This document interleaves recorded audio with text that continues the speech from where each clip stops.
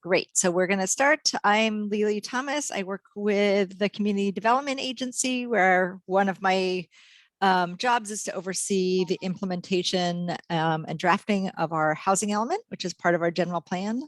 Tom? Hi, good evening, everyone. Nice to see everyone virtually. I'm Tom Lai.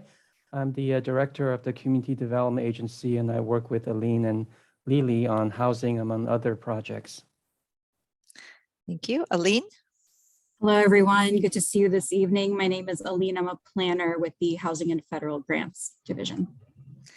Great. So we're going to just go ahead and jump into our short end presentation so that we have time for your questions and comments. Oh, I'm sorry.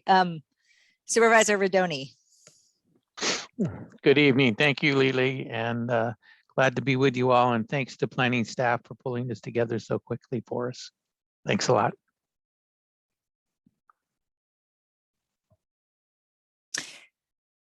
Great. So if you joined us at the previous West Marin sites meeting, there may be some familiar information, but we're going to go through it at a fairly high level just for those who were not able to be there.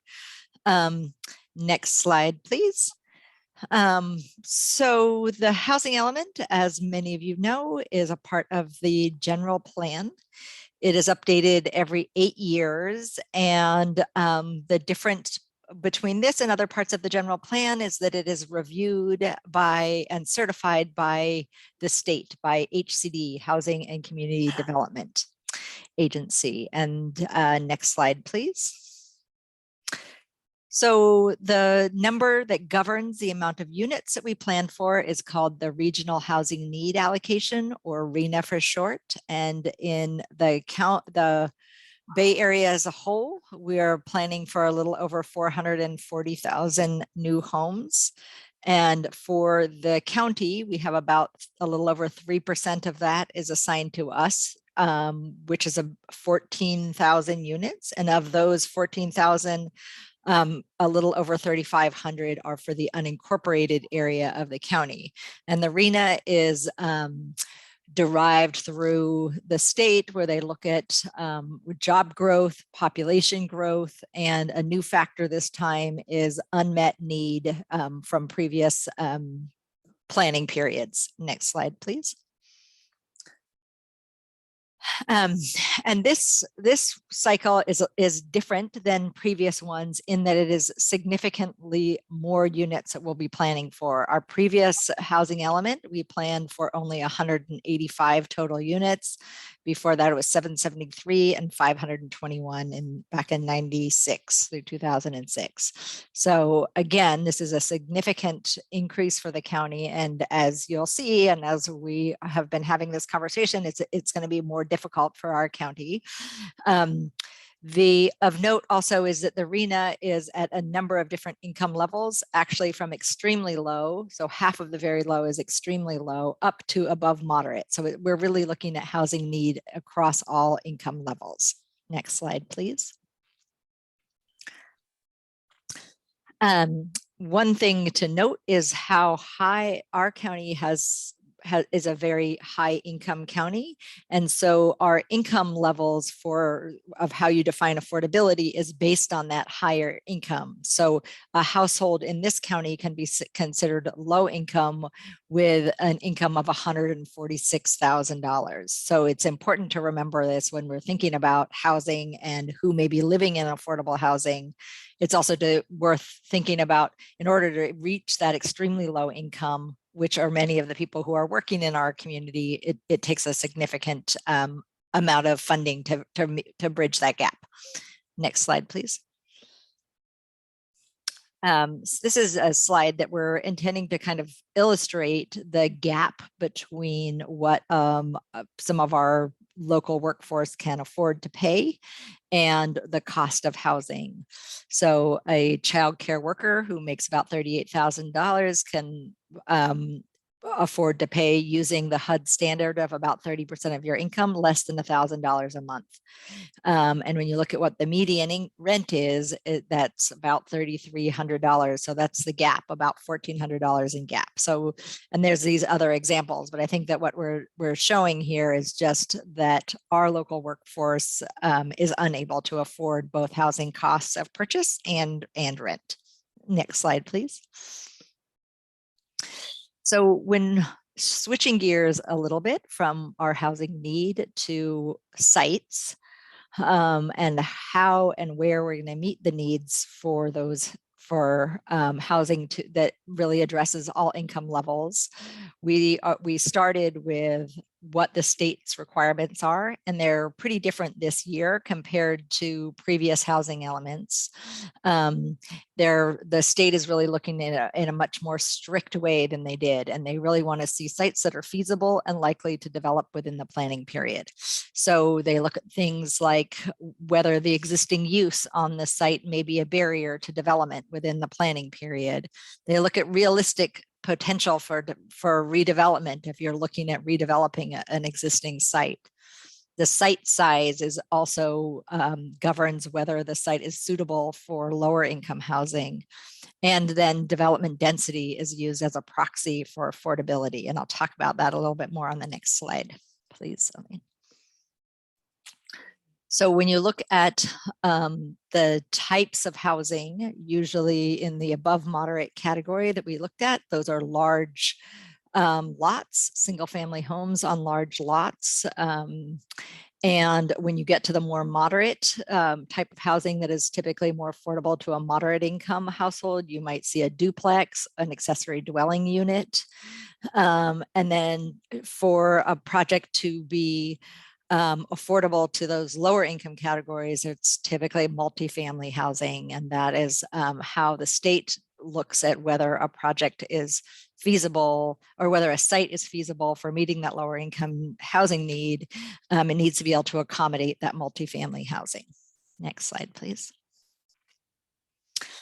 So as we are trying to go through the process of how do we get to meeting this housing need with this fairly heavy lift of over 3,500 units, we met with the board and the planning commission at a workshop in December where they approved these guiding principles, where we looked at making sure that there was housing in all of our communities, so that we are looking at distributing housing throughout the county or throughout the unincorporated part of the county, that our housing site selection addressed racial equity and historic patterns of segregation in our communities. And that is a new requirement under the housing element law, that we really look at all of our programs, policies, and sites using that racial equity and desegregation lens. We also looked at ways that we could encourage infill and redevelopment opportunities. So consistent with the way our countywide plan has been governed, really looking at ways to focus development in infill and redevelopment opportunities. We looked at considering environmental hazards that we've identified through the safety element. So, and these are environmental hazards due to climate change, such as flooding or fire hazards. Leveraging any surplus lands, for example, the site that is owned by the state in the San Quentin area that's going to be redeveloped with housing. And throughout this whole process, ensuring a robust public engagement around all of our sites. Next slide, please. So in addition to those guiding principles, we looked, when we were looking at different types of sites, we looked at vacant residential sites. We've looked at any approved sites, so sites that have gotten their entitlements, but they haven't been built yet, and those are called credit sites. We looked at accessory dwelling units as one of our ways of meeting the housing need. We looked at publicly owned parcels. We looked at opportunities for increasing densities in existing residential areas, so increasing zoning within existing communities. Rezoning or upzoning commercial sites to allow additional mixed use housing.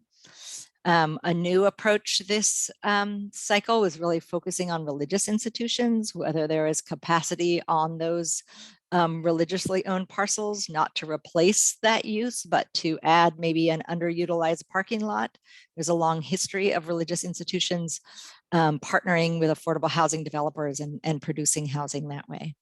We also looked at sites that were owned by schools. As many of you may know, that many of our schools have been decreasing enrollment, or they have excess land that isn't being used.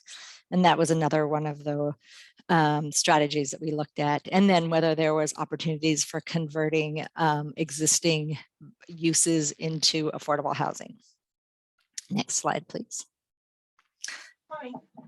In addition to those strategies, we looked at realistic capacity that I had touched on a little bit before. So if we looked at vacant parcels, they needed to meet that minimum size. We had to adjust density down to reflect any environmental constraints. So it's not just a straight calculation of 1 acre at 20 units. So therefore 20, you have to take those additional constraints into factor those additional constraints in.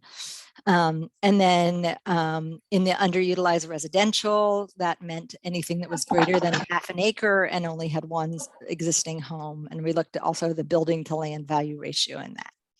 So those were some of the strategies that we looked at when we were demonstrating realistic capacity assumptions. Next slide, please. So this slide is intended when we started with our accessory dwelling units, and we could project based on the number that we have permitted in the past housing element cycle, we can project those out for the next housing element cycle. So we're able to take credit for 211 accessory dwelling units. So we started with that. Then we looked at all of those credit sites that I mentioned, where we said these are projects that have already been approved but not built, but are likely to get their building permits during this housing element cycle. So we subtracted those off. We looked at some of our existing housing overlay zoning sites, any existing vacant residential, and we have shown that we still have a significant shortfall in the lower and moderate income categories. So that meant that there had to, in order for the county to get a certified housing element this cycle, that there would need to be some rezoning and changes in our policies. Next slide, please. The preliminary assessment that we started with really looked at sites throughout the county, as you can see on this map, that really we just wanted to show through this that we have the strategy really was to look at sites throughout the unincorporated area. Next slide, please. Okay, so I think that now we will very quickly pull up the map. Aline, if you want to switch to the regular map, and then we can just go to questions and comments, but we'll just pull that up and zoom in on the San Geronimo Valley area.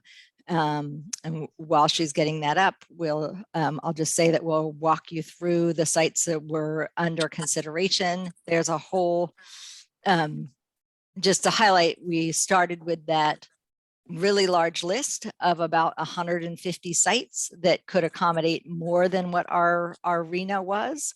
Then we are going through a process of narrowing it down. So we're going to show you sites with all of those different lists, or all of the from the master list of all the different sites. So when you start, let's see, there's different color codes that I can just explain as we look at. The blue means that it's owned by the school district.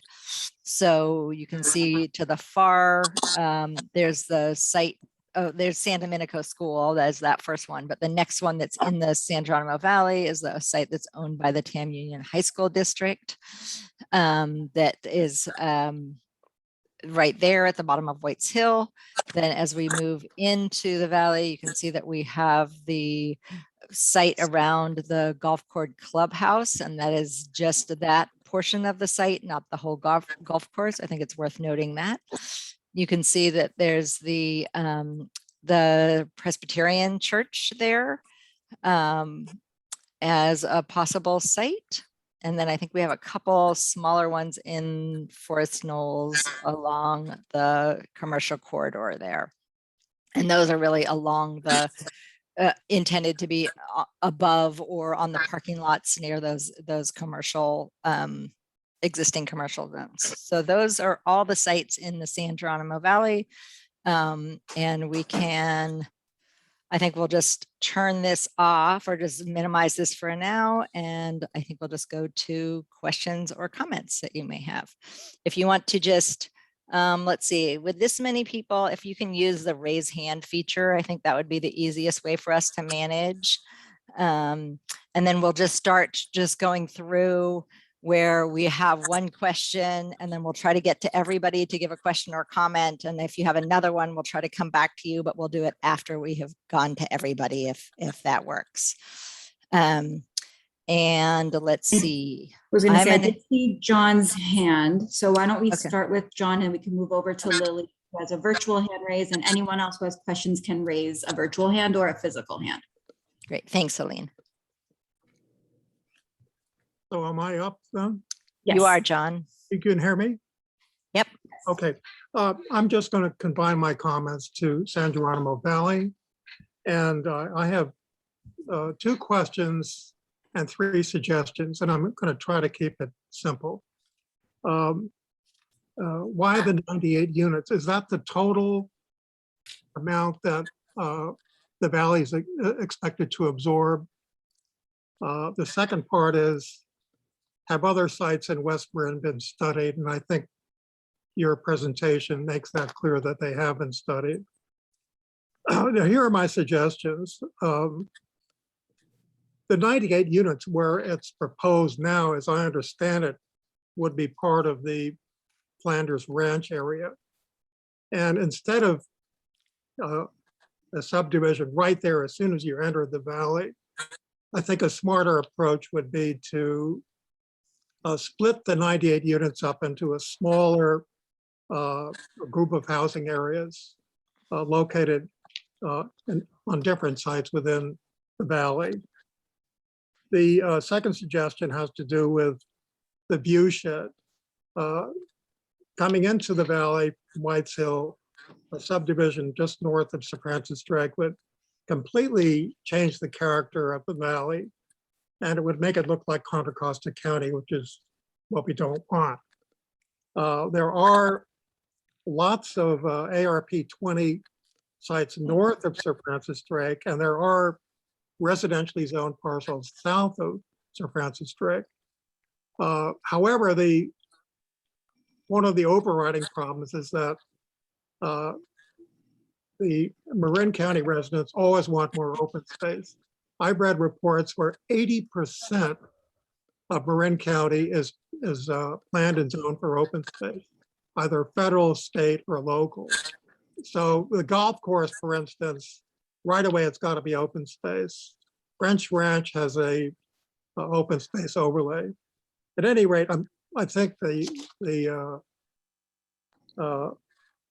suggestion would be to try to hide the developments, similar to what happened with the Spirit Rock Center. It's actually behind a hill, you can't even see it.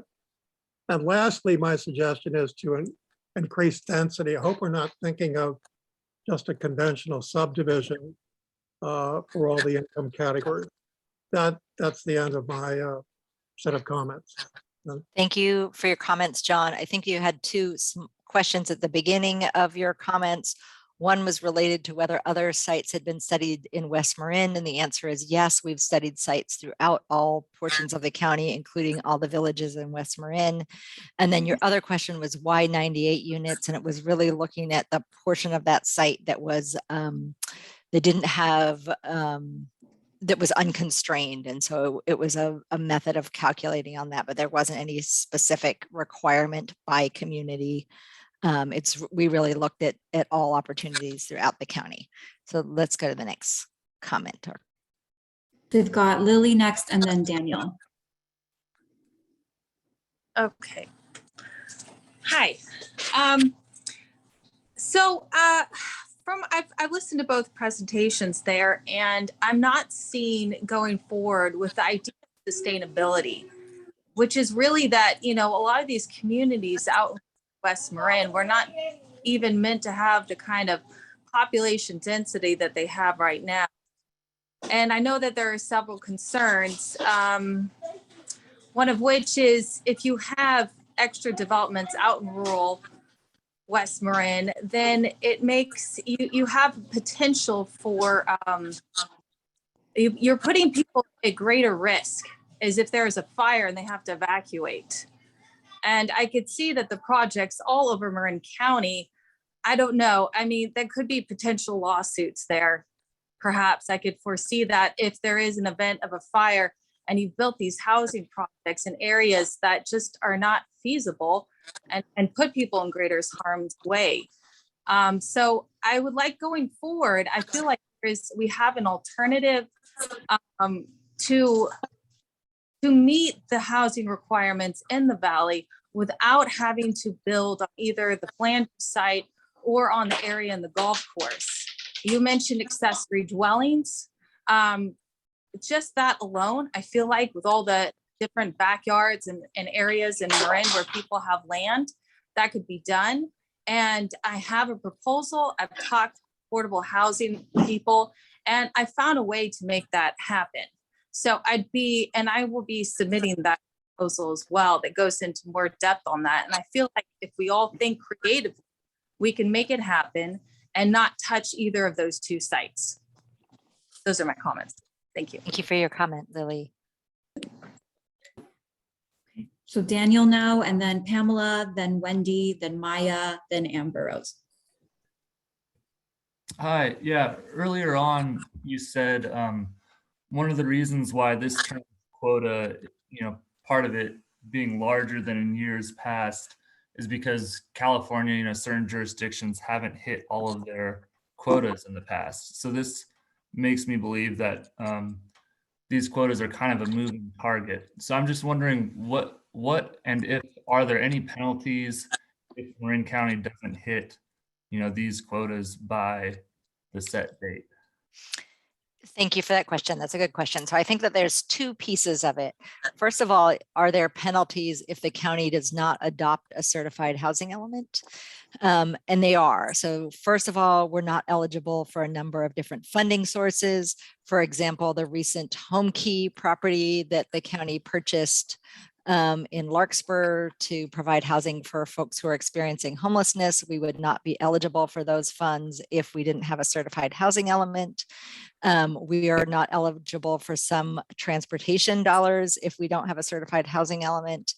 And we are also subject to lawsuit either by a private party or more recently, the state has added an enforcement division where they are really working pretty aggressively with cities and towns and jurisdictions that do not have certified housing elements. And throughout history, when jurisdictions have not had a certified housing element, they end up having to adopt one on a fairly accelerated timeline to be consistent with state law. And then, so that's if we don't have a certified housing element. The other portion of your question, I think, or that I would answer is if we don't actually build the housing. So the county's job is really to set the table and say, we have the zoning in place. We have done programs on policies to encourage and facilitate housing, but our job is not to actually build the housing. But if the housing is not built, then the county will be subject to SB 35, Senate Bill 35, which basically streamlines the review of housing, that if it meets certain criteria, including a percentage of it as affordable, then that housing doesn't go through the typical discretionary review process that involves public input and hearings in front of the board and planning commission, that those are typically just approved at a ministerial way. So it just in an expedited way. So that is the consequence if the housing is not built. Currently, the county is subject to SB 35, and we've had one of those projects be approved at the county.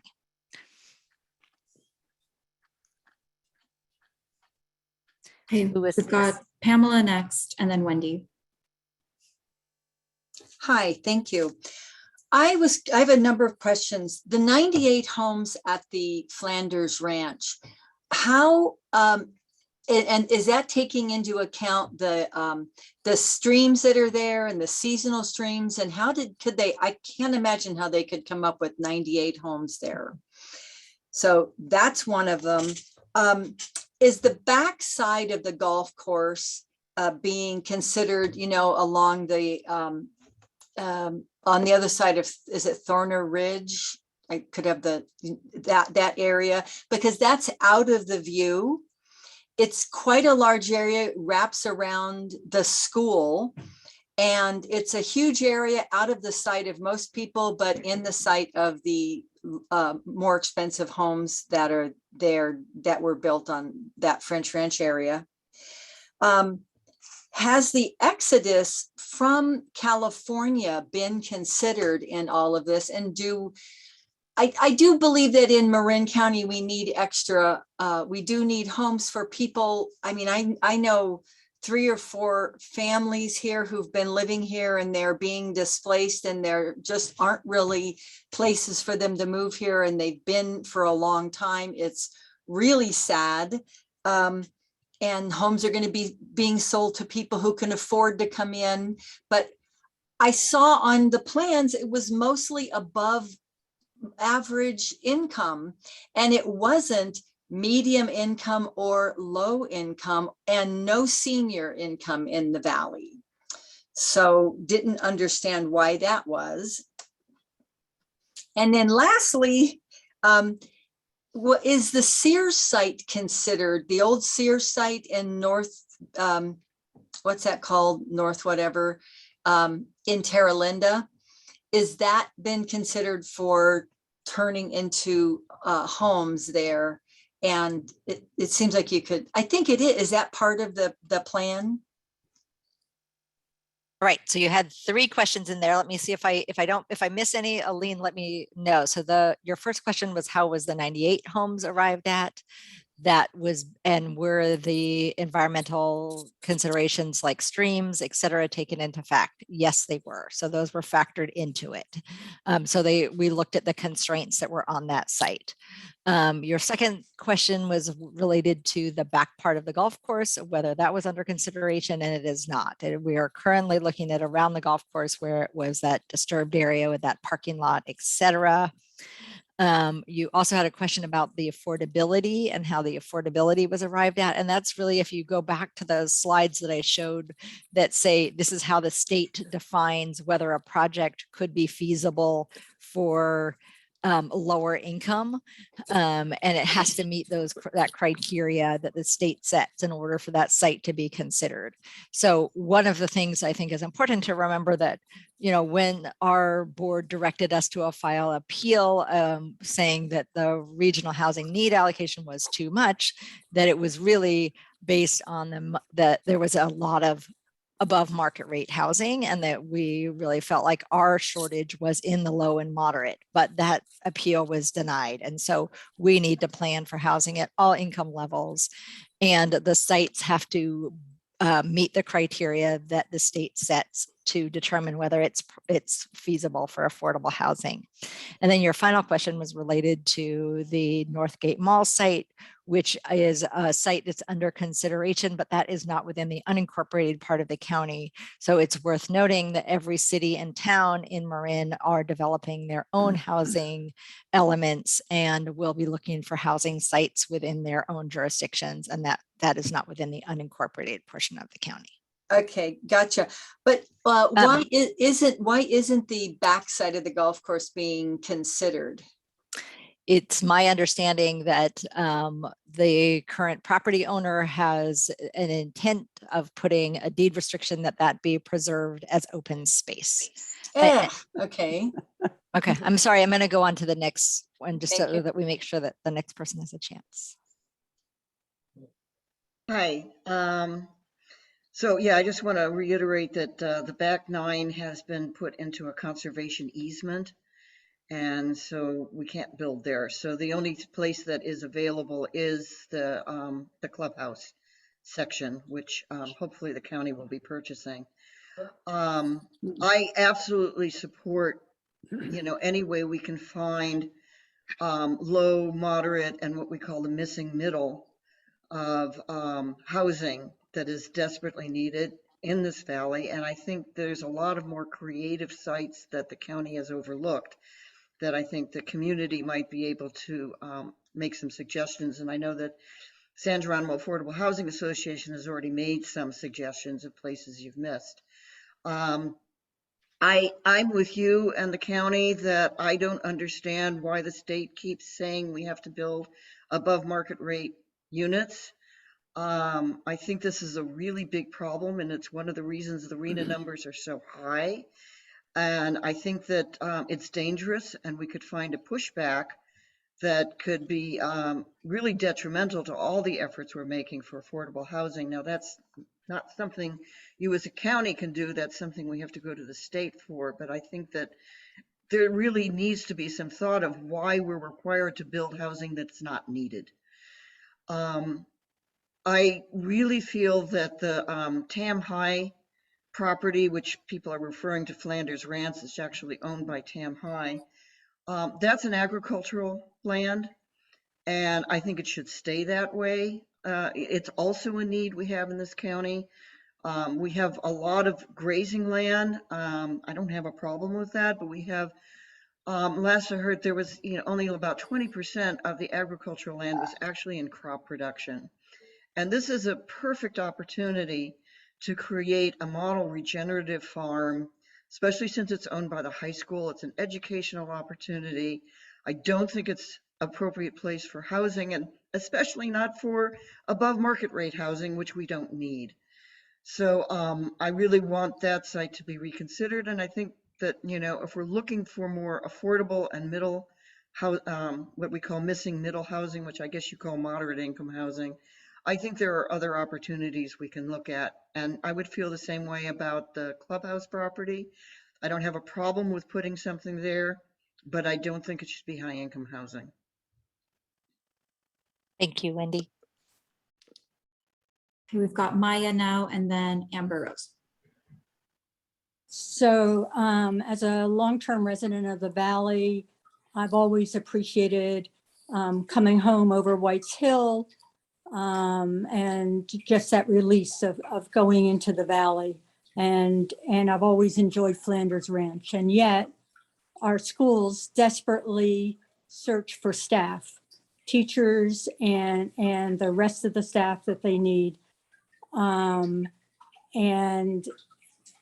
I think it'd be wonderful to be able to provide housing for the staff that our schools desperately need, because they search for staffing and they have trouble finding staffing. Would the housing of Flanders Ranch also be, not just be for Tamalpais High School District, would it also be for the Lagunitas School District? That's my question. Okay, sorry, I didn't know if you had other ones. Sorry, Maya.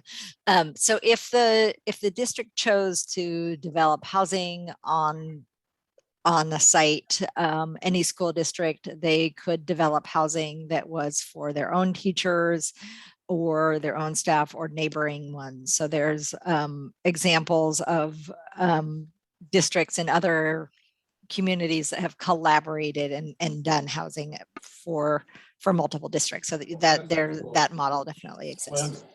That would be able to A house portion. teachers. I would appreciate that. Portion. Thank you.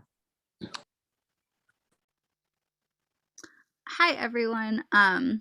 Yeah, I just have like a couple questions and comments. I actually work for the Lagunitas School, and I grew up in Woodacre, and I love the Valley.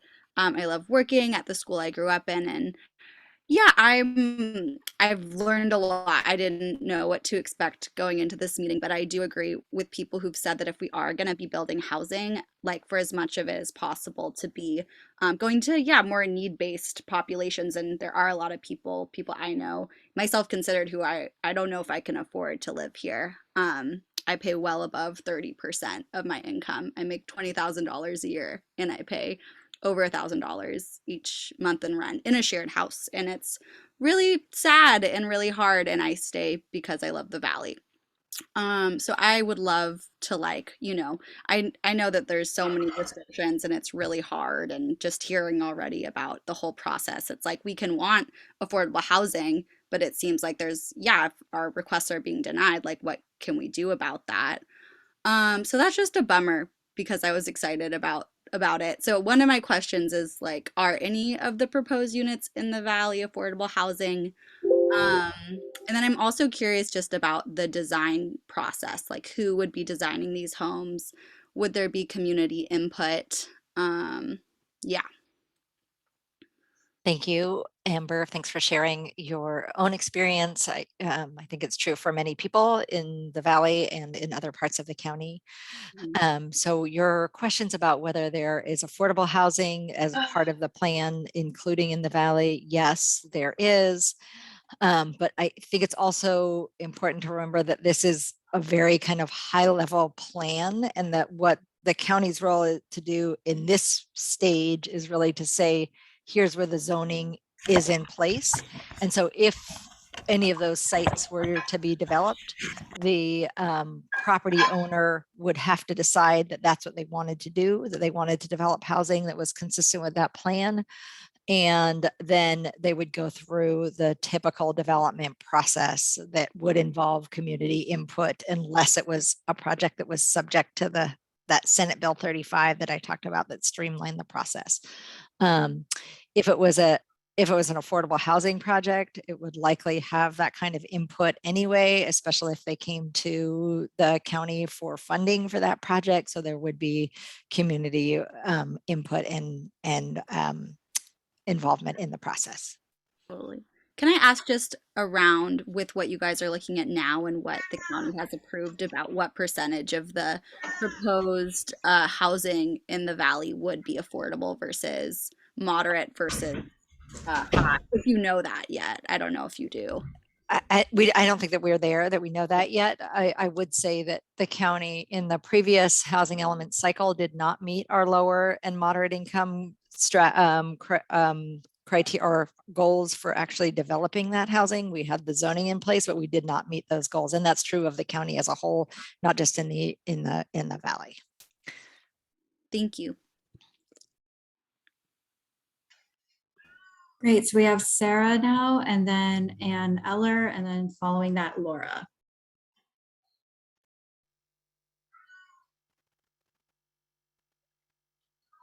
Here we go. I just have a question. In all of this, has there been any concern or any talk about increased transportation and other infrastructure needs, and including what is going to be, what's Sir Francis Drake Boulevard going to be like with all of these people coming from the valley and back and forth?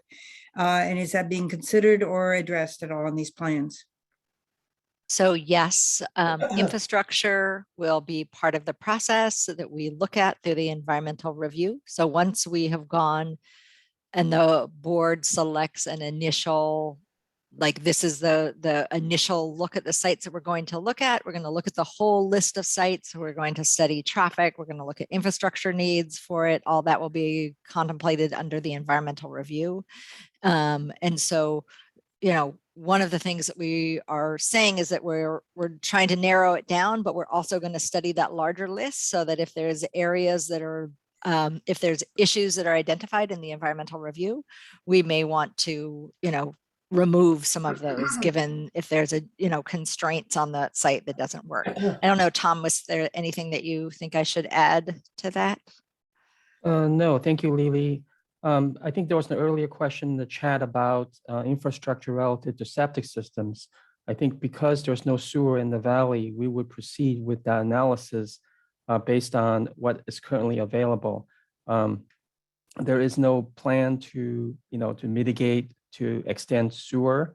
We're going with existing conditions. What services exist, availability of water, certainly road infrastructure, and all these and potential impacts from development of the selected sites will be evaluated in the EIR, and you know, opportunity for public review and comment on that analysis will be available before, you know, we go to the board and the planning commission at the end of the year to have a finals housing element with the final list of sites to put in our inventory. Thank you for that question. Who is next, Aline? We've got Anne and then Laura afterwards. Hi, can everybody hear me? Yes. Thank you. I have a couple of concerns. I'm uncertain about what the Flanders land is. Is it privately owned and it will be bought? Or is it going to be taken? Or how is that land going to be transferred for housing? The second part is kind of a push-pull. I don't know where the water is going to come from to both build all the houses that are needed and then supply the water. We don't have any water. So I understand development is needed, but how are you going to supply the water to it? Thank you. That's my questions. Thank you, Anne. So your first question, the first question was about Ownership of the ownership. and Yes, sorry. the Flanders. Yes, sorry. I was listening so closely to the water one that I lost the ownership for a minute there. The ownership, so the property that folks are referring to as the Flanders is actually owned by the Tam Union High School District. It's a site that years ago, when the valley was intended to have a large subdivision, there was going to be a separate high school on that site. And the Tam Union High School District does not have any plans to develop another high school, obviously, and they have leased that property to the Flanders, who use it for their ranching operation. And so it's a site that it's part of what we would refer to as the Flanders Ranch. If the site was included in the housing element and it was rezoned, the Tam Union High School District would have the opportunity of developing it or leaving it as is. There's no requirement. So if a property is included in the housing element and it's developed and it's designated there, there's no requirement that the property owner has to develop the property. There's no requirement that they have to develop consistent with what's in the plan. It's a permissive thing that's added. It's not a requirement. Your second question is about water, which I think is, really something that we all have been thinking about, especially as we're in this multi-year drought. We did bring this up, and there's been a number of conversations with the state about how are we supposed to accommodate additional housing, given that we are in this multi-year drought and we have limited water supply. And their answer is really, this is a long-term housing plan that you have over the next 8 years. And if you don't have adequate water now, then you need to have plans and programs and policies in your housing element that are going to address that. So one thing that I have learned as I've been meeting with the water district staff is that our county does not do a good job with recycled water. There's a lot of other counties that that don't use fresh water for landscaping. Most of our water is not used for us to drink or to bathe in. It's used for us to water landscaping. And so there's ways that you can do a better job about recycling. So that could be a possibility that we look into. There's opportunities where you could increase storage. Like there's a conversation that's happening with increasing some storage that North Marin is doing with the Sonoma, where they're increasing some storage capacity. So there's, those kind of things are what the state has required us to look at. But yes, I think, especially when you drive by the Nicasio Reservoir and look at it so low, like it was a few months ago, like it's definitely something that I think all of us are wondering about water. Okay, just one more thing then. Thank you. When are these units supposed to be built? And everything you said about the water is will be, should be, could be, but versus the housing building and what we already need, how is that going to come together? So as I said, the county does not build housing. Our job is to lay the foundation to say this is the zoning that's in place. And if there is areas, if there's constraints to that development, then we would have to have programs and policies, for example, to address the water shortfall. No housing would be able to be built without having adequate water. So the water district, before housing can get permitted, the water district has to say they have capacity and would offer a connection to those homes. It's also worth noting that there's state law that says if we ever get to the place where we're rationing water permits and we're not issuing water permits to new development, that any project that is an affordable housing development would go to the front of the line. And that state law has been in effect for a number of years. So it's prioritizing, if we get to the point where there's a shortage of connections, that those be prioritized. Thank you for those thoughts. Thank you, Anne. We've got Laura now, and then DB, and then Steve. Oh, hi, this is Laura. And I was at the last Zoom meeting and I heard Supervisor Rodoni said that the site with the 98 homes was off the table. Why are we still talking about the 98 homes on the TAM property if this is no longer happening? That's it. Thank you, Laura. So my response would be that right now a whole selection has not been made yet. And so I'm answering people's questions about the 98 units that are there.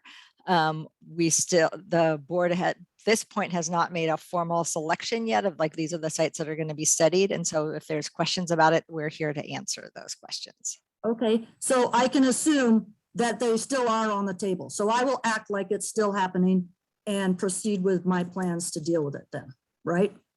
Right?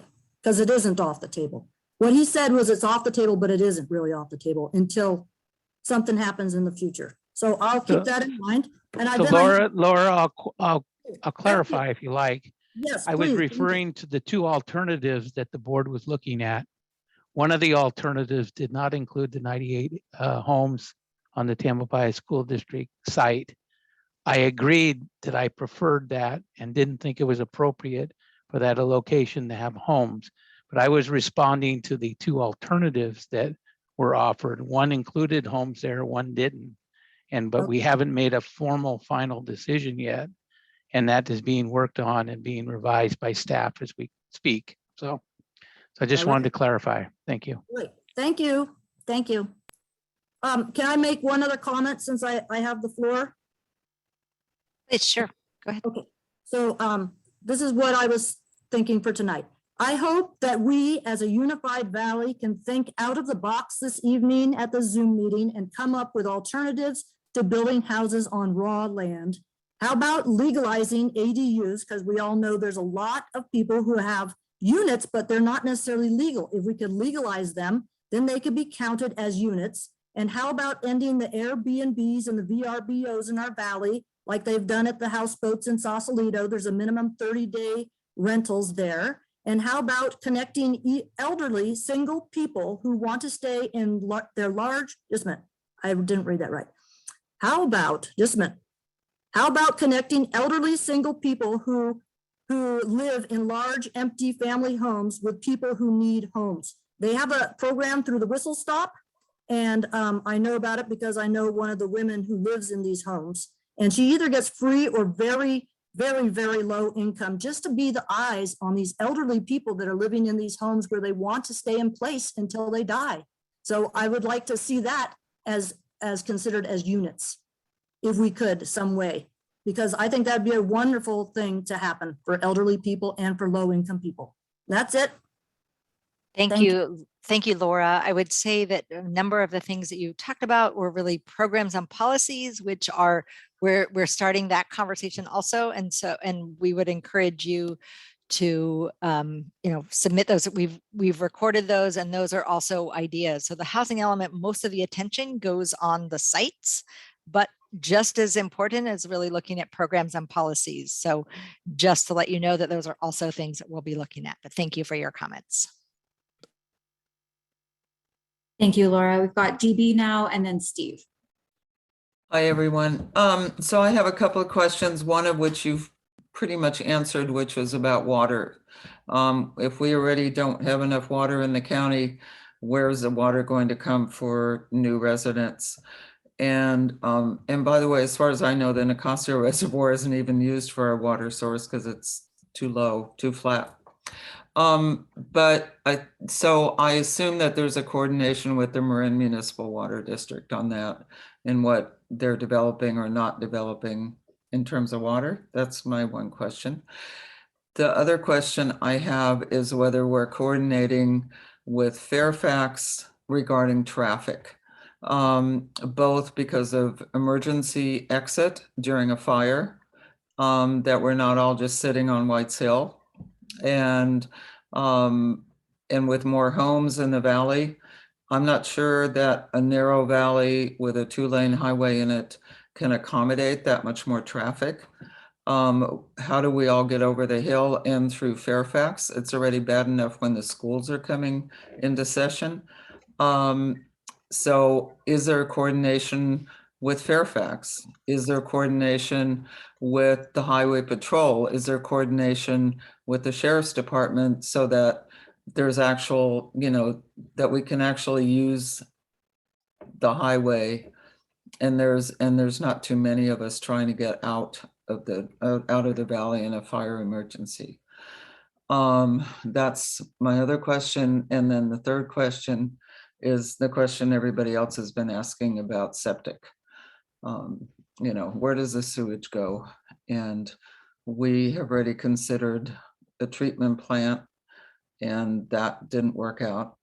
And then I think in the past, there was another, when we were on the tank committee, hi Phil, that it's also when you're building these houses, if you're building them all at once, there's tremendous traffic that goes over White's Hill and makes the trucks make it basically impassable. So I guess my question is there coordination that occurs with other agencies like the town of Fairfax, like, the fire departments, highway patrol, water department, and et cetera? And, the water is of course the primary concern. So thank you, DB. So the water issue, there's coordination with the water districts. So part of the housing element is to meet and consult and actually get confirmation from the water districts that they have capacity. And then again, if they don't, then we have to address that through programs and policies. And as far as coordination with the cities and towns, that is something that will be done through the environmental review. We'll look at the cumulative impact of traffic, for example, and that would be part of the sites, if they're selected to be included in the housing element, that we would be looking at that through the environmental review. The environmental review is done at kind of a higher level, a programmatic level, and then in addition, if a project came through, it would likely, depending on the site, if it wasn't an infill site, it would likely go through additional environmental review if a project was proposed. And I think one other part that I should add to that is we're talking about the housing element planning, but we have a concurrent plan to update the countywide plan safety element. So that has to do with safety of our residents, road access, fire risk, vegetation management. So there's a whole separate effort, and we can certainly provide links if you're interested to participate in that effort. We're doing both concurrently so that when we do the environmental impact analysis, we can benefit from kind of both perspectives, looking for, the impacts of sites, but also looking at the safety of our existing residents and what programs and policies need to be put in place to address. Many of our communities have one way in and out, for instance, emergency and certainly That would be coordination us. with the cities. Yes. Yes, I've heard that, through, the different opportunities that I've been able to listen in on these public conversations. So the safety element is the other work that we're doing right now to address those, those very good questions. Yeah, that's huge. Thank you. I appreciate that. And yes, I would like to know more about that. How do I go about finding out more about that? You can go to our website. We have information about both the housing and safety element, Aline will drop Okay, that, I think I into the checked that chat. off on my, on my list. Okay, thank you. She'll drop that link into the chat for anybody who hasn't had a look at that. Thank you. I'm sorry, I don't remember who was next. Aline, do you? Steve and then Phil afterwards. Okay. Thank you. great. Steve Rebsher here. As many of you I see there probably know, I've been on the school board at Lagunitas for the past 15 years. And I feel for you, Lily and Supervisor Rodoni.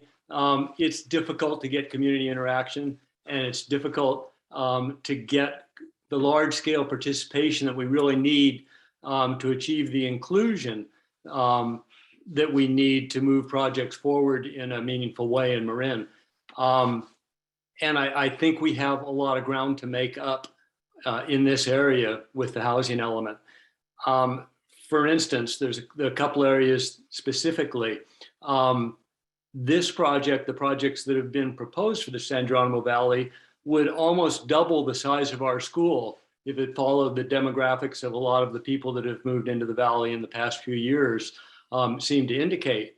And yet, until last week, there was no contact whatsoever with the school district or through Marin County Schools to inform us and get our input and get our parameters that might be important from the school district.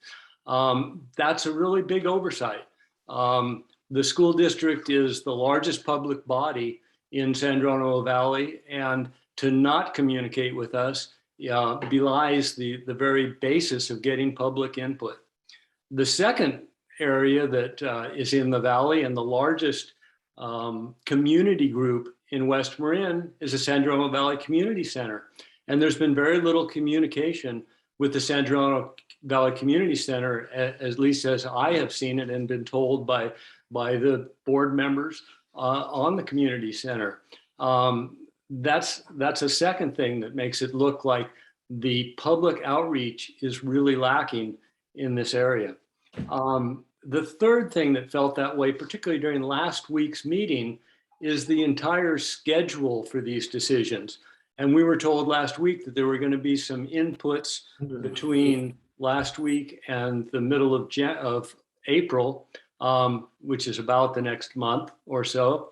And then there was no more really planned community input until the final reports would be coming out next November or so for final decisions to be made in December. And that appears to be a community process that doesn't really involve people in the community. It involves more some community up front input like now, and then decisions that would be handed down in November, December with a final plan presented, not a collaborative process that would go for the next 10 months or so. And the last thing that several people have told me from our community and that I felt did not bring about the feeling of a strong community input was the referral to our community plan. I see Jean Berndmeyer down on the screen here today, who's one of those early people that was key in developing our community plan that has really defined the direction of our land use in the community now for 40 years or so. And that community plan was referred to by county planners as an impediment to these developments of buildable properties. And our community plan should never be seen as an impediment. It is one of the stanchions of our community and how we've built our community and how people feel about the way our community should be moved forward. So those things put together, the schedule, the lack of contact in many areas, and thinking of our plan as an impediment makes people feel that this is not a public input process. It is more, it appears to be more a process of checking off the boxes that you've talked to people and then moving ahead with whatever plans the community wants to move ahead with. And I think that's most of my comments. I would also make the comment that I agree with the comments that have been made that a strong emphasis should be put on affordable housing, that is what we really need out in the valley. to supply places for our workers, and particularly in my area for our teachers and other workers in the Valley to live. And that's it for me. Thank you very much. Thank you for your comment, Steve. We've got Phil and then Suzanne. Okay, as Supervisor Rodoni wasn't on the board during the many years the San Geronimo Valley worked on our community plan, it would be understandable if he hadn't realized just how important it was to us. But at last week's meeting, he did understand quickly and completely in asking for an alternative that did not include the White Hill site. And I thank him for that. I think we all do. I also thank staff for finding that alternative to proceed without that location. After listening last week to Commissioner Dickinson's history of housing that was planned but delayed for decades and may never be built, I realized that the current housing element plan could be setting us up for trouble in the years to come.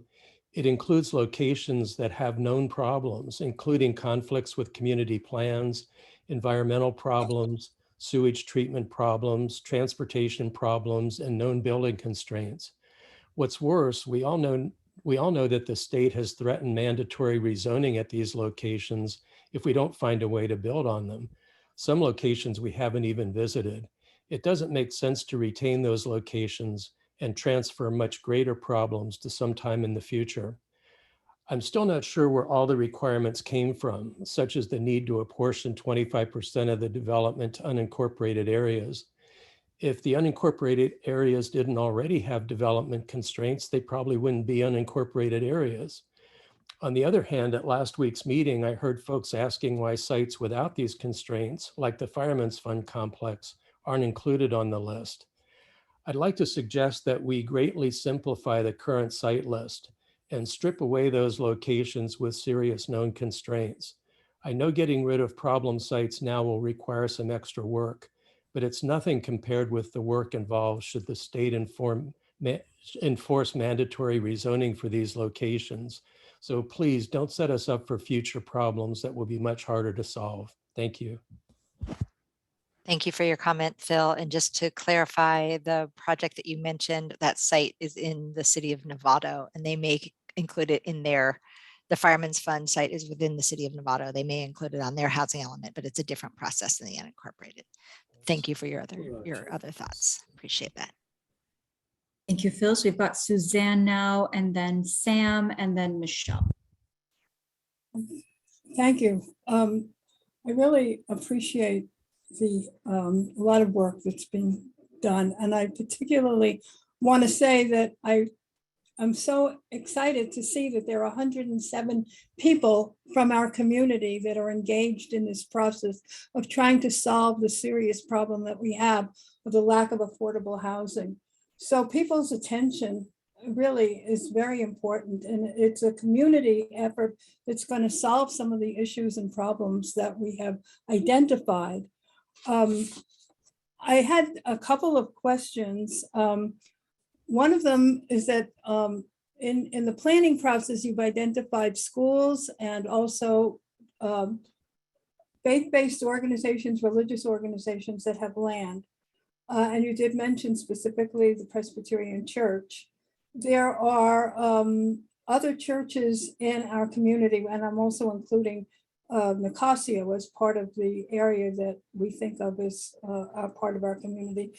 There's a church there. There's a church in Lagunitas. There's Spirit Rock in Woodacre. So there are other church properties that should there be interest among those people of providing housing, that might be opportunities for us to provide housing. A couple of years ago, I did approach the Lagunitas School District to see whether that might be a potential site for housing. And there was some interest in looking at that if there is some extra acreage at the Lagunitas School. There's also a school in Nicosia. All of the issues that have been raised have to do with serious problems that we face in terms of septic, in terms of land use, in terms of fire hazards. And these are problems that we all have to try to address. And I'm encouraged that people are looking at these issues as a way of trying to solve the problems instead of just raising the red flags and saying these are problems. You know, we have a very successful mobile home park in the San Geronimo Valley. It provides wonderful homes, owner-occupied homes for 19 residents, and one is rented. I've seen beautiful mobile home sites that, well, people who have lived in the valley have moved to in Nevada. Would it be possible to carve out a certain portion of the existing land, either at the former golf course or maybe at the as part of the existing new golf course, or former golf course and the former fire station, as a kind of either place for smaller clusters of mobile homes, for similar to what we have seen in other communities that could provide moderate income housing for people. So I think it's important that we all put our heads together and think outside of the box. I appreciate the work that was done 45 years ago or longer on the community plan. That was a different generation of people and things have changed. We certainly do want to protect our open space, but we also really want to protect the quality of life in our valley, a place where artists and writers and musicians, people who work for nonprofit agencies, people who work in the school districts, these are the people that have made this community so very special. The people who are being displaced now and their children can't live here, families are being separated. So I think that if we put our heads together and look at these different options, we can make solutions, find solutions to these really very significant problems. And I like the idea of having smaller clusters of housing in various communities. So I think this is the beginning of a long-term journey. And I hope that we can work together to try to address these serious issues. Thank you very much, Lily and Dennis and everyone else and everyone who's been working on this issue. Thank you, Suzanne. Thanks for your comments and ideas. Thank you, Suzanne. So we've got Sam now and then Michelle.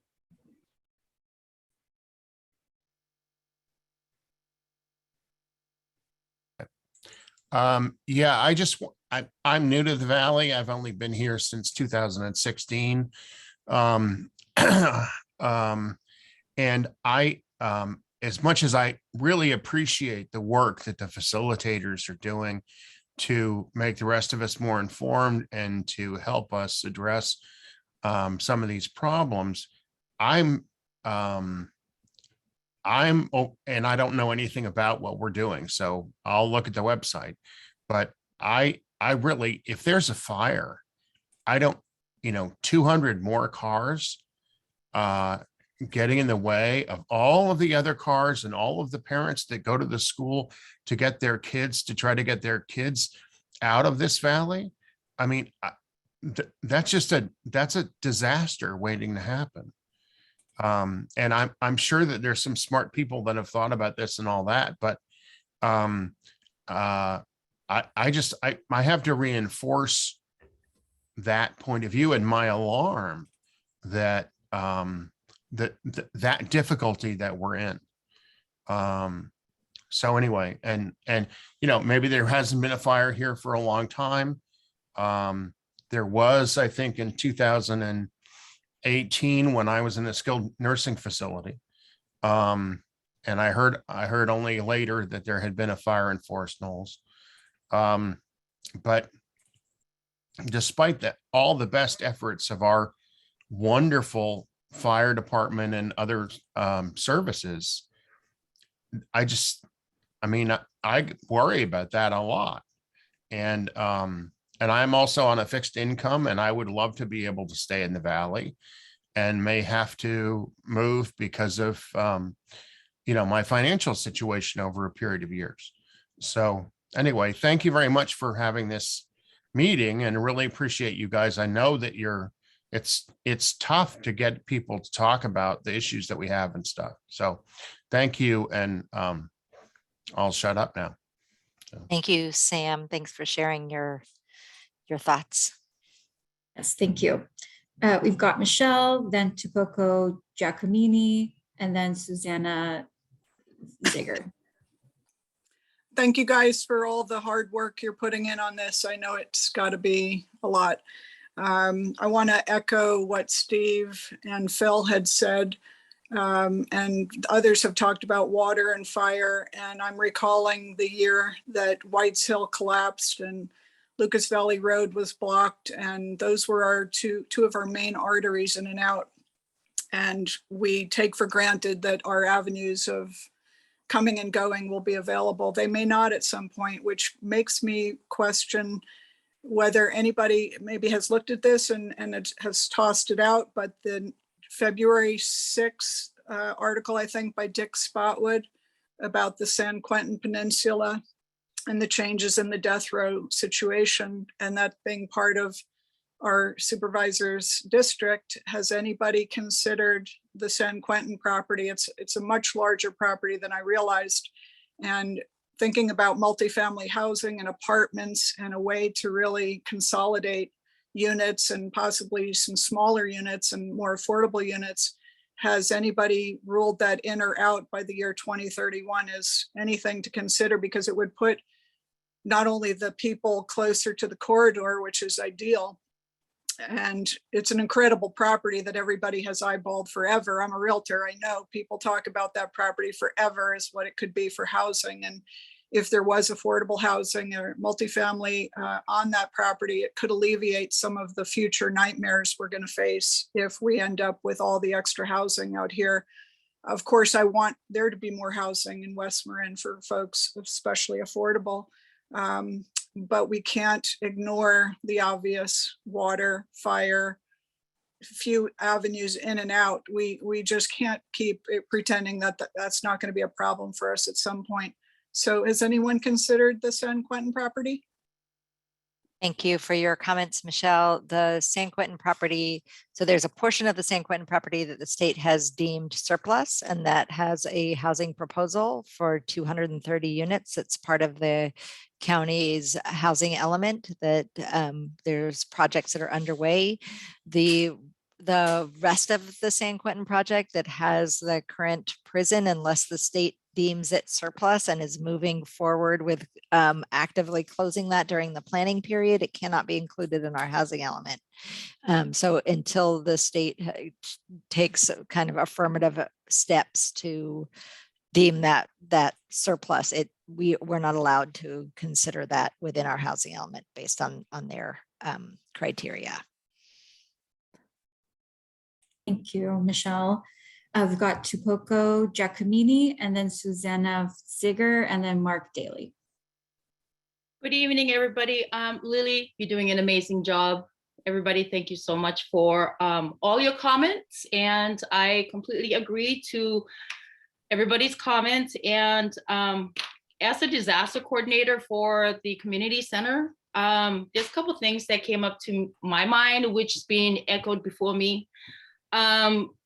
Just from the disaster preparedness part of this, as we know, there's one, like what Michelle said, there's one way in, one way out. Have we considered how do we navigate evacuation out of the valley if there is earthquake, fire? Have that been planned into this at all? And my second point is looking from an equitable lens. Have you considered people of color, undocumented people? Are they being counted for in this affordable housing? I agree with the water, septic, and traffic. There's going to be a flow. We already have a flow of traffic that comes through West Marin. I personally do not want to see 98 houses, to be honest. You know, when I come out into the valley from town, it's a beautiful open space, and I rather see smaller units spread out through the valley and not just right there, right in front of you. Thank you. Thank you. So to address your comment about kind of coordination around evacuation routes, traffic. If a site is selected and it would be studied through the environmental review, and that's when we would look at those types of infrastructure to support it.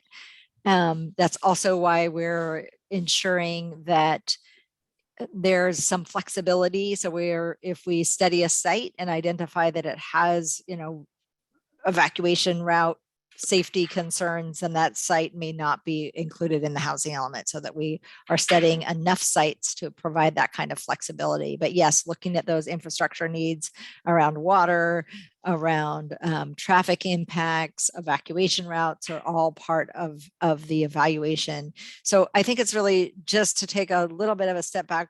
What we're doing is right now is identifying which are the sites that we are going to study further, really in depth, and a final decision is not going to be made in this spring. It won't be made until after that environmental review is conducted, that would look at impacts on schools, it would look at traffic, it would look at all of these issues that many of you are bringing up. And then the board and planning commission will be asked to make a final decision in the fall after that's completed. And that's really when we'll be making the final site selection. So what we're doing now is kind of going through this funnel where we're narrowing it down. We started with all these other sites, and then we're getting down more focused, but all of those would be addressed through that process. But thank you for your work and for thinking about those things. Lily, did you want to address the second part of that question around equity? And oh yes, sorry. Yes, sorry. Thank you for reminding me on that. So as I kind of mentioned just at a high level, this time the housing element has this new requirement where each element of it has to be looked at through this kind of fair housing lens, where we look at what patterns of segregation are there in our communities. Many of you may be familiar with the deed restrictions that are on some of our homes that say that we cannot sell our homes to a person of color. One of those is on my home here in Woodacre. So that is it's a common practice on many Valley homes. And that is, that is just a blatant reminder of the facts that many of our land use policies are built on segregation policies. And so one of the things that we have to do is look at those and evaluate them. And as we're doing that, we have to address if there are barriers to fair housing choice for people, that we have to have programs and policies that address those.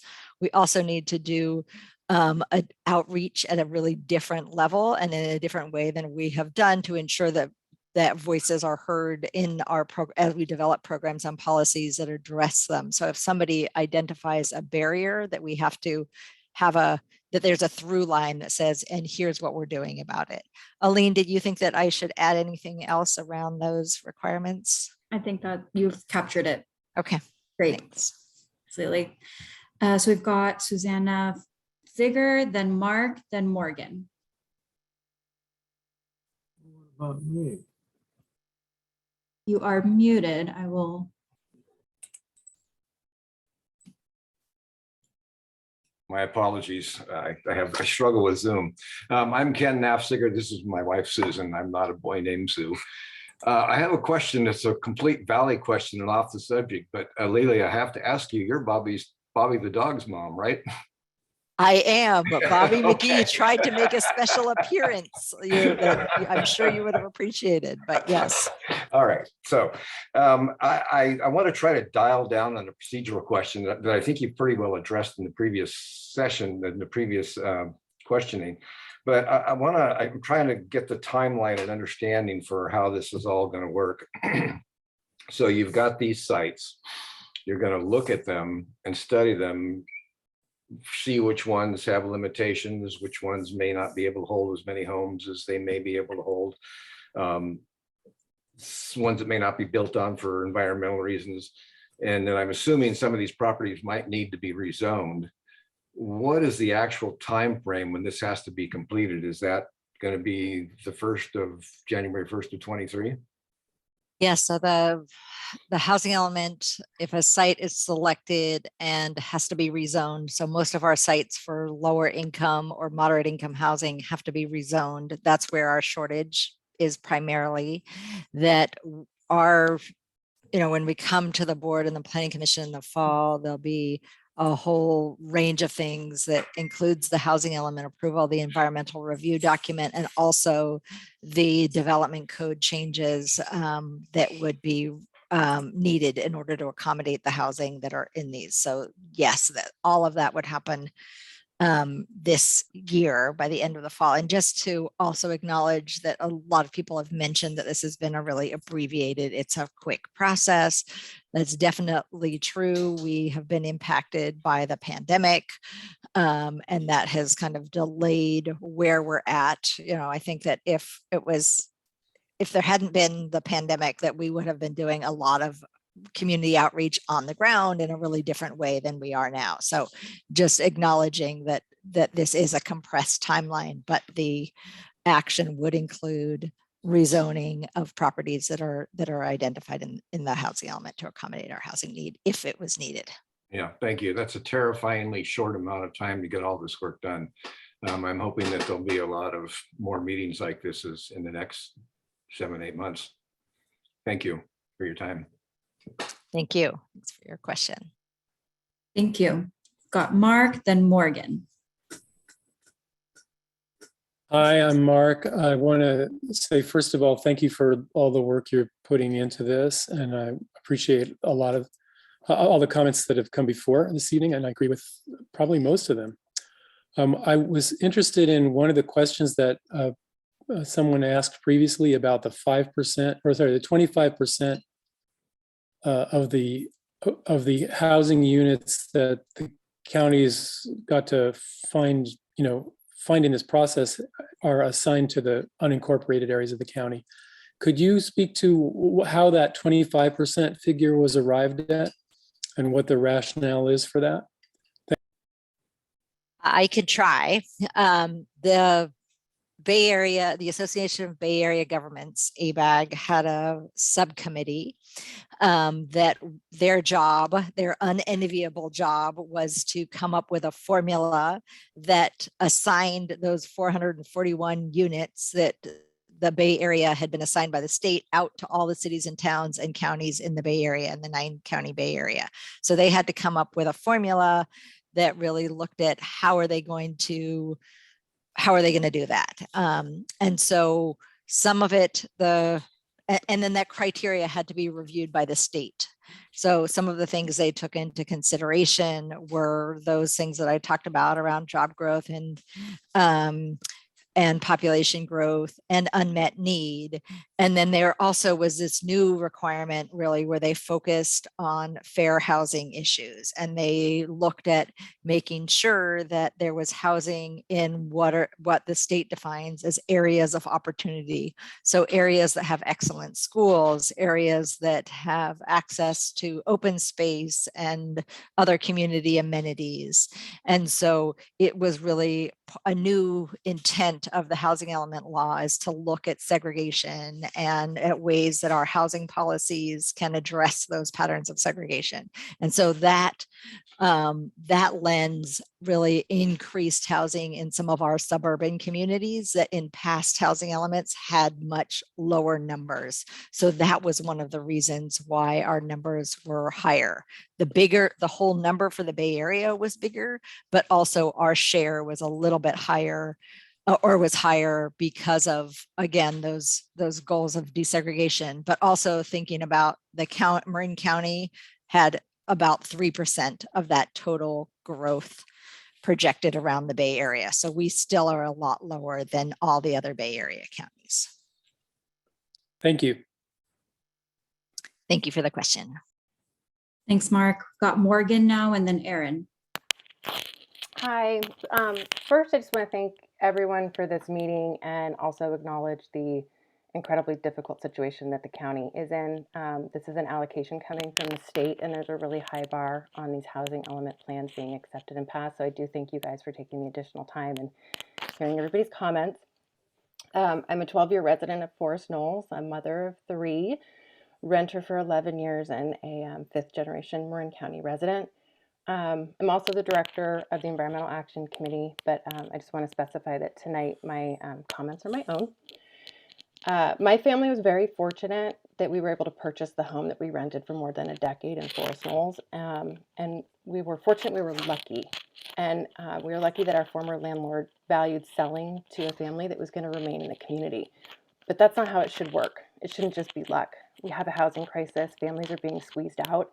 I see enrollment in the schools where my kids go, and it's dropping. We need additional housing, but we also need to have community engagement and smart input about where it's appropriate to put that. So my question is a little bit about process, and I also want to echo some of the concerns about site selection and the state's push. And I'm, in my professional capacity, understand that there's going to be additional pushes to further strip local control coming down the line. I anticipate that only to increase.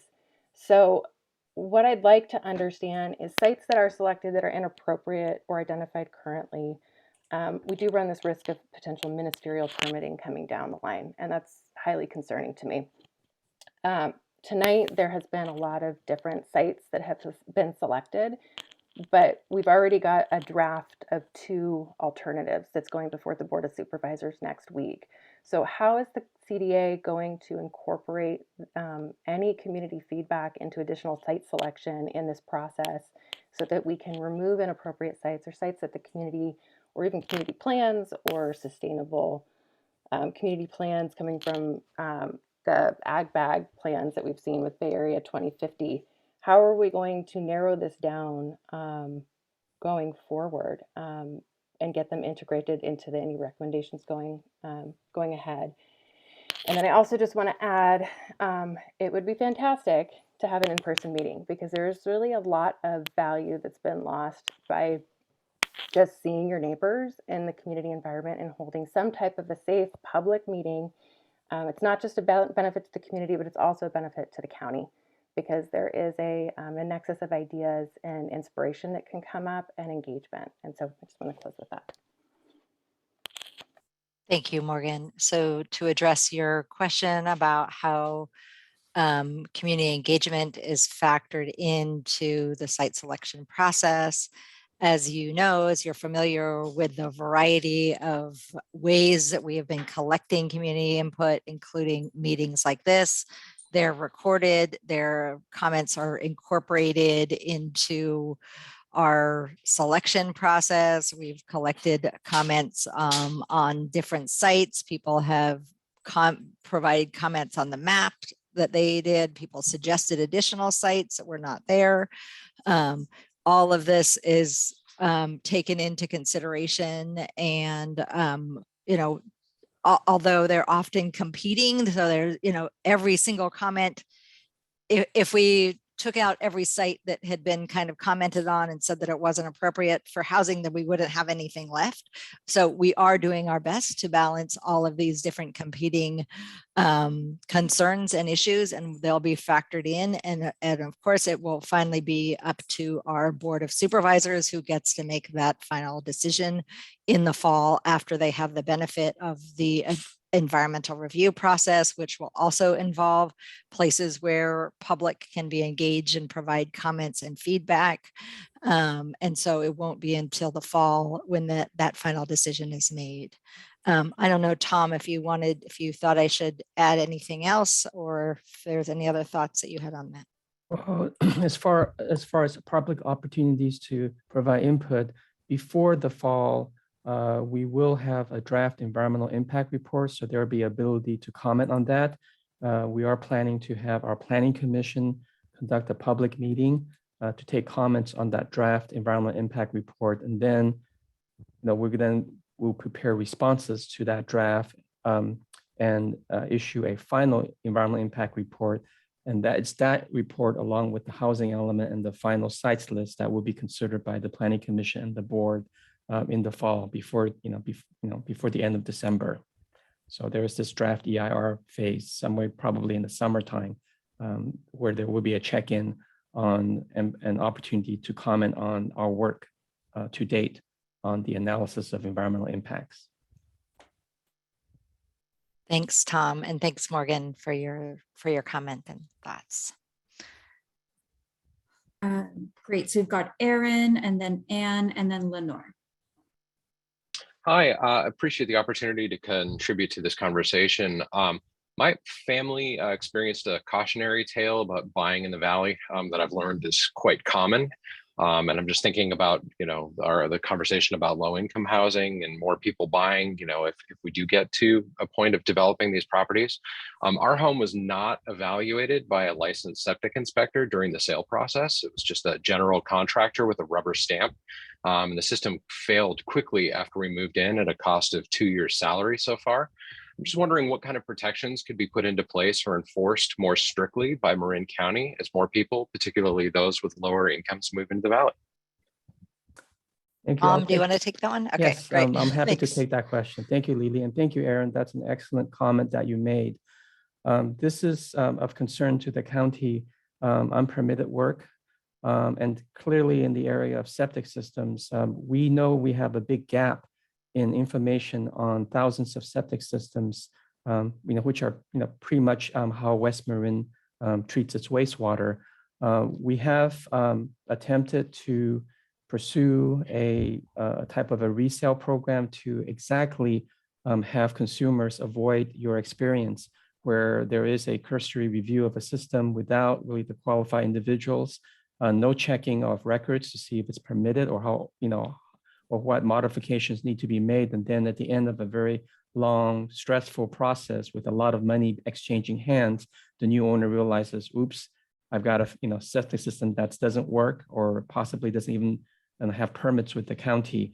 We are pivoting that process to a phased approach, starting with the ability to offer some incentives through a voluntary, I don't want to use the term resale because that's somewhat of a loaded term in some groups, the voluntary program for property owners to come into the county, be able to get a determination on what work is permitted, and then maybe even some type of incentive on fees to get permits for some of that work, as a way for to protect unknowing buyers of very expensive real estate, and also as a way of assuring that some basic habitable minimum health and safety standards are being at least taken a look at, if not at the full kind of inspection permitting level, but at least at some level, so that there is some consumer protection benefits from that type of a program. It's a program that we are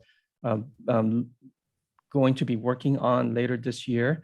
It's in our proposed work program, and I believe it will start kind of setting the stage for conversation with our community about a future that might involve what they call a mandatory resale program, which is very common within cities, whereby unpermitted work has to be legalized or addressed at the time a property changes hands.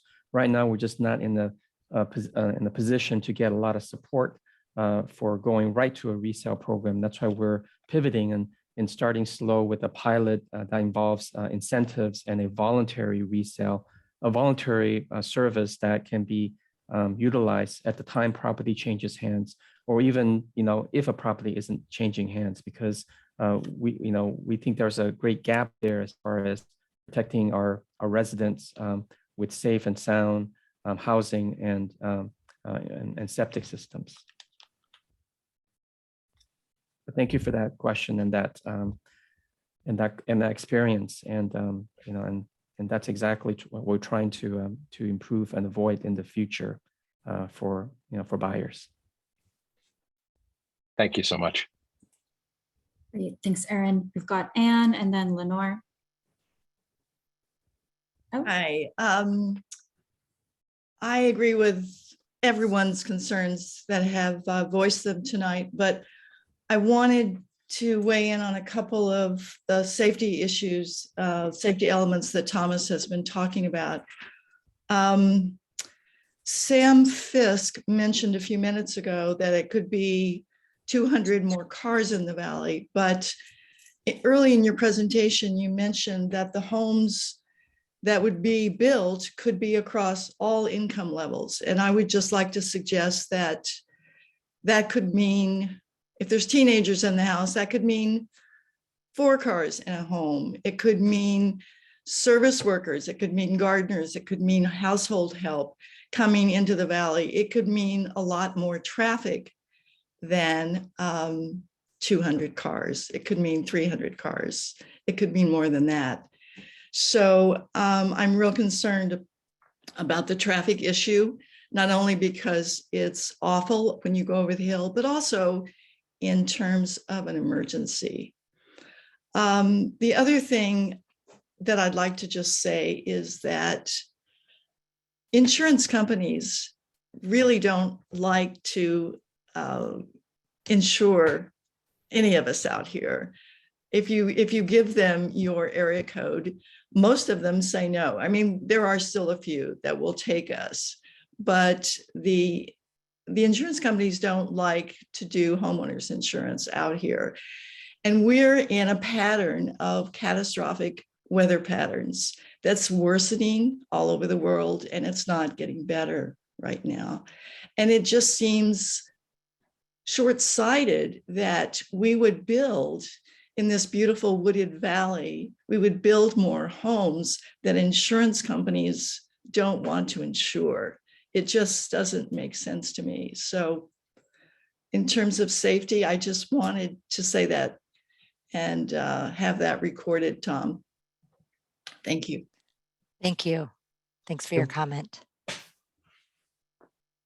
Thank you, Anne. We've got Lenore now. You are muted. Hi, you hear me? Yes, it's a bit low though. Okay, I know there we there's go. already been a lot of talk tonight about infrastructure and in particular about water supply. I'm curious, unless I misunderstand something here, if we know as a county how many units need to be built, why can't MMWD identify whether it has capacity now? Why does it have to wait until sites are selected? I believe that the answer to that is that we have more than one water district, so we don't know exactly which water district would be serving those units. And so once we identify it, that's when that formal consultation, we've had initial consultations with them, but that's when the formal consultation happens with the water district. And so the Valley, say for instance, has its own district, West Marin has its own district. Is that what you're saying? No, there's a number of different water districts. There's Marin Water District, or previously known as MMWD. There's North Marin Water District, and then there's a couple of other small water districts. Okay, all right. Thank you. Thank you. So we've got SGV AHA.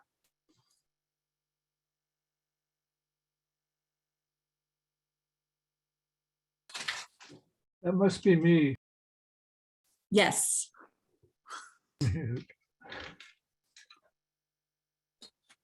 Yes, Kit, Okay. it's you. Go ahead. Okay. Sorry.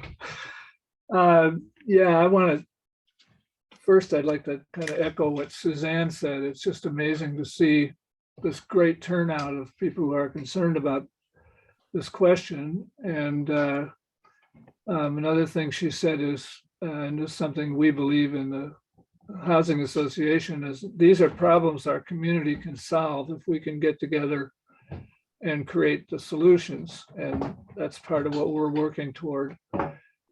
And I just wanted to say a little bit about what our work is for some of you who may not know. Our vision is to maintain the character of our community. In fact, we have a policy that we set up earlier that we will plan to work within the community plan. We don't have any ideas of big developments anywhere. And our mission is to create, preserve, and manage community-owned, permanently affordable housing in the Valley. And our basic focus is on small infill projects when they become available, and then also acquiring existing housing and converting it into permanently affordable housing. We have not been able to do that yet. So far, what we have is we own the mobile home park in the Valley and the senior housing, but we're we're right now building our capacity to take on new projects and develop projects like acquiring existing housing and converting it into permanently affordable housing. The last time we did our vision, and I think it's conservative, our vision was that we would create 50 units of affordable housing by 2030. We don't know where they're all going to be because a lot of it's going to depend on what becomes available for purchase. We are working with the Presbyterian Church on the possibility of some housing on their property, and you'll certainly hear more about that soon. I guess that's all I'd want to say at this point, but we are working all the time on affordable housing in the Valley, and our focus is much more on the low income permanently affordable housing. Thank you, Kit. Sure. Great, thanks, Kit. So I'll just give a moment to see if anyone else has questions. Please feel free to raise your hand. And we just want to make sure that everybody has been able to ask a question. Oh, just a second. We see you waving iPhone. We'll get to you. I just want to also note that given the late hour, we are going to take the chat and we will be we'll be responding to the questions in the chat if they were not answered. And if there's any comments, we'll be incorporating those, but we're not going to take the time to answer each of those, but we will do it outside of this meeting and post those responses. We just want to make sure that anybody who hasn't had an opportunity to speak does.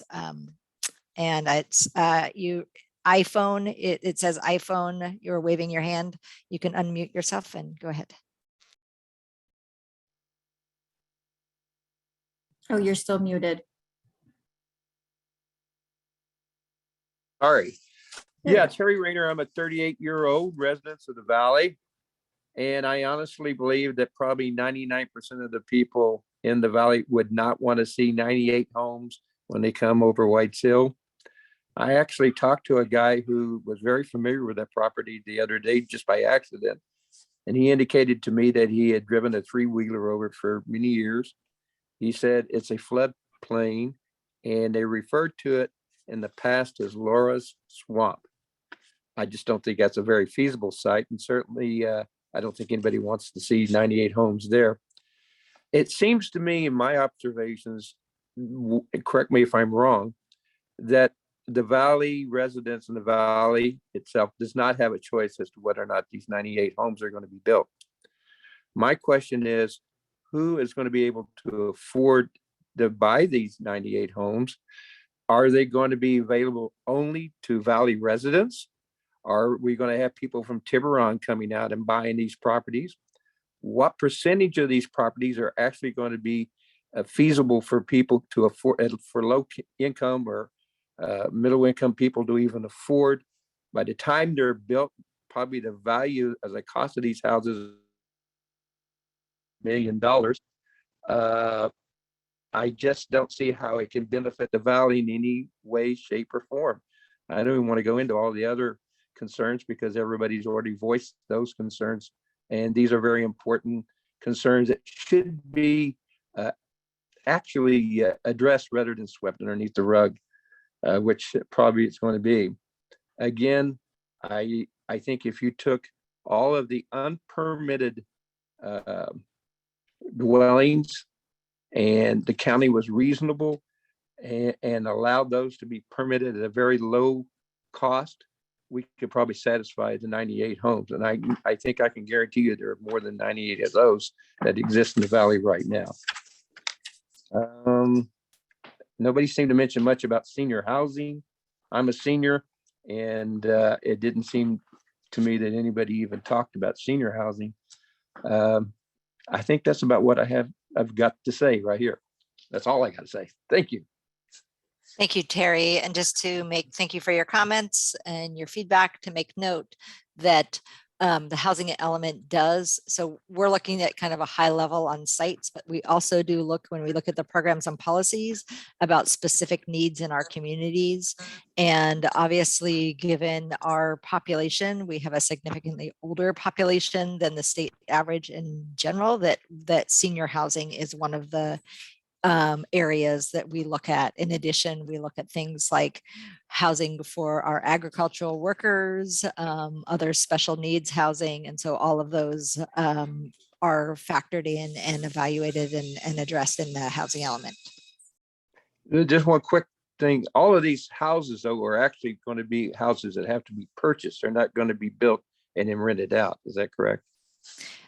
Just to make note again, the job of the housing of the county is to establish the zoning and the programs and policies that support housing, but we don't actually build housing. So it would be up to any owner of a property that was in the housing element, whether or not they chose to develop, and then what that type of housing would be. Again, when we're demonstrating whether a housing site can accommodate affordable housing, it has to be multifamily housing, because that is the state's requirement to really evaluate whether the housing can be developed affordably. And that's really based on the high land costs that we have and the high costs of construction. It's very difficult to develop single unit homes without at an affordable level. So I think that those are all the questions that we have in front of us. I want to make note again that we are going to download the chat and we'll answer those questions if there's any questions that we didn't get to. We really appreciate hearing from everybody and for your comments and feedback. The next meeting to make note of is that the Board of Supervisors and the Planning Commission have a joint workshop on the 15th. So that's coming up on Tuesday, the 15th at 5:30 in the evening. It's going to be another Zoom one. So sorry for those of you who are not fans of Zoom, but it is also a way of making it more accessible for many people who are working or have childcare issues, etc.